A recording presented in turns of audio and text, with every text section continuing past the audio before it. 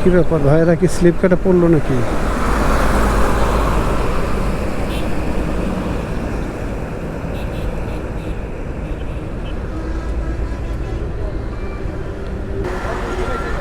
ভাই ভাই ব্যথা পাইছেন? উল্টা পথে আসতেছিল না? গাড়ি কি উল্টা পথে আসতেছিল? এই কারণেই তো অ্যাক্সিডেন্টটা হয়। হঠাৎ করে রাস্তার মধ্যে বৃষ্টি, আর বৃষ্টির দিন বুঝতেই পারছেন কি অবস্থা। বৃষ্টির দিন তো সব সময় একটু এক্সট্রা টেনশন নিয়ে থাকা লাগে, কোন সময় বৃষ্টি আসে কোন সময় বৃষ্টি আসে। যেহেতু রেনকোট আনিনি, তো যার কারণে একটু ভিজেই গেলাম, কিছু করার নাই। আর রাস্তাঘাটে বের হলে একটু বৃষ্টি হয় এবং বৃষ্টি কবল আমরা পড়ি।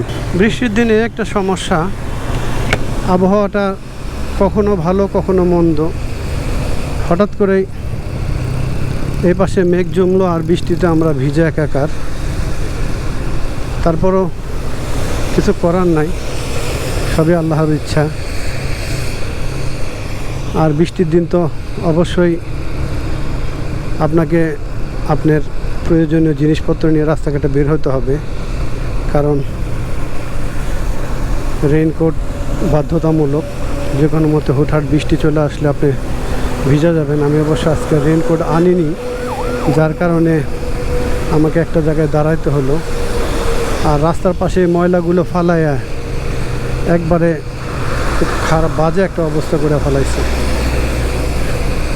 এমনিতেই হালকা পাতলা বৃষ্টি হলে রাস্তাটা অনেক পিছলা থাকে, আর এরই মধ্যে যদি পিছন থেকে গাড়ি হর্ন দেয় তাহলে তো আরও ভয় লাগে। আর যেহেতু মোটর সাইকেল দুই চাক্কার একটা জিনিস বা একটা বাহন বা একটা বাইক, সেক্ষেত্রে খুব সাবধানতার সাথে চালাতে হবে, কারণ বৃষ্টির মধ্যে রাস্তা ভিজা থাকে, রাস্তা পিছলা থাকে। আর ভিজা আর পিছলা রাস্তার মধ্যে রাইড না জোরে না করাটাই ভালো। খুব আস্তে আস্তে চালিয়ে যাওয়াটাই চেষ্টা করবেন। বেশি জোরে বাইক চালালে কিন্তু দুর্ঘটনা হয়।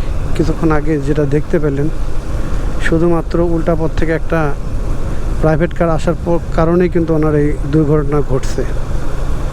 উনি কিন্তু বেশ ভালো ব্যথা পাইছে।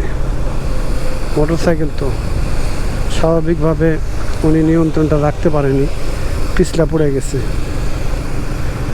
তো সেই জন্যে যতটুকু সম্ভব আস্তে খুব সুন্দরভাবে যাওয়ার চেষ্টা করবেন। বেশি জোরে গেলে হঠাৎ করে বাইক ব্রেক করলে স্লিপ করে, খেয়াল রাখবেন। একটা দুর্ঘটনা সারা জীবনের কান্না, সেটাকে লক্ষ্য রেখে আপনি অবশ্যই সুন্দরভাবে আপনার যাওয়া আসার চেষ্টা করবেন। আমি হেমায়তপুর চলে আসছি, আর দেখতেই পাচ্ছেন আমি খুব আস্তে গাড়ি চালাচ্ছি, 30 থেকে 40-এর মধ্যে। কারণ যেহেতু রাস্তাঘাট ভিজা, সেই ক্ষেত্রে অবশ্যই সাবধানতার সাথে চলার চেষ্টা করতেছি। আল্লাহ হাফেজ।